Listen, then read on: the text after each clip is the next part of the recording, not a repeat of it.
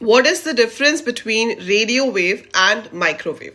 दोनों ही wireless communication medias हैं जिन्हें हम अनगाइडेड मीडिया भी कहते हैं, पर दोनों में डिफरेंस क्या है?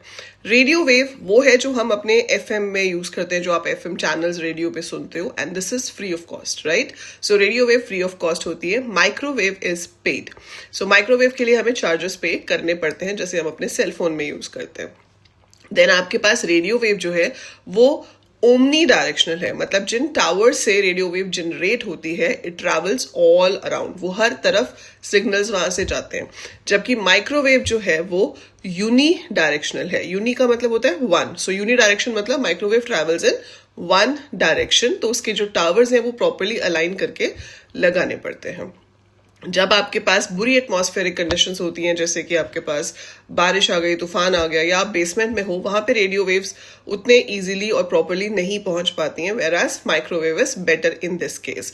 सो बहुत सारे ऐसे डिफरेंसेस हैं दोनों में जो कि माइक्रोवेव को थोड़ा बेटर बनाते हैं in terms of the reliability, in terms of the quality, but radio wave free है, सो वो उसका एडवांटेज है. So that is the difference between these two transmission medias.